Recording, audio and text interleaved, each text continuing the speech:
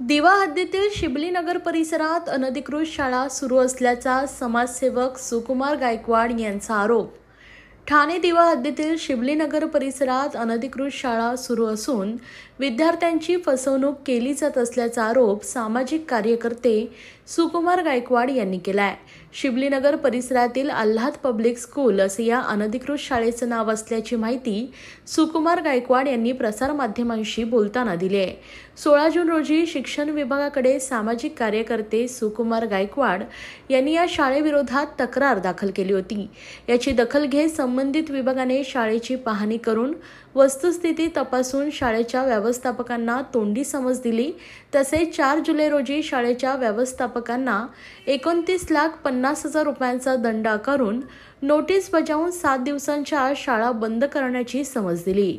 मात्र शाळा व्यवस्थापकाने सर्व नियम नोटीस पायदळी तुडवत शाळा सुरूच ठेवल्याचा आरोप सामाजिक कार्यकर्ते सुकुमार गायकवाड यांनी केलाय।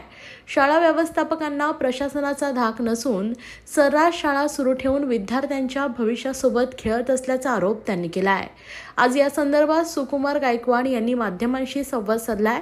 तसेच संबंधित विभागाकडून लवकरात लवकर शाळा व्यवस्थापनावर कारवाई करण्यात यावी अशी मागणी त्यांनी यावेळी केली आहे।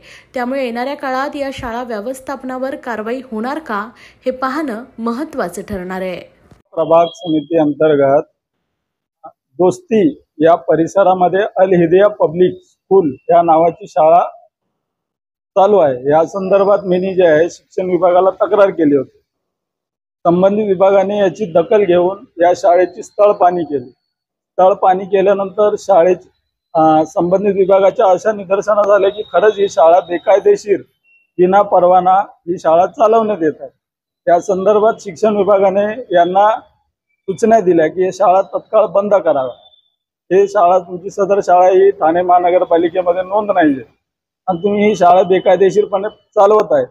तर त्यावेळी शाळेचे संचालक आणि संस्थापक त्यांनी महानगरपालिकेची दिशाभूल करून त्यांना ॲफिडेव्हिट दिले की आम्ही शाळा बंद करतो आणि यापुढे चालवणार नाही। तरी शाळेच्या संचालकांनी पुन्हा जून महिन्यात बेकायदेशीरपणे ही शाळा चालवत आहे। त्यानंतर मी पुन्हा त्या शिक्षण विभागाच्या संबंधित अधिकारी कर्मचाऱ्यांना भेट देऊन पुन्हा निदर्शनास आणून दिलो। तेव्हा त्यांनी पुन्हा त्या माझ्या तक्रारावर दखल घेऊन त्यांना ही नोटीस दिली आहे। 39,50,000 रुपयाचा दंड इतका आणि 7 दिवसाच्या आतमध्ये शाळा बंद करण्याची अशी समज या पत्रात त्यांनी दिली। ही नोटीस देताना सुद्धा कायद्याची कोणती धाक आणि भीती न बाळगता हे शाळेचे संचालक संस्थापक जे काय आहेत त्यांनी बेकायदेशीरपणे ही शाळा चालवत आहे आणि त्या विद्यार्थ्यांचं भविष्याशी खेळ करत आहे। आता तुमची मागणी काय आहे?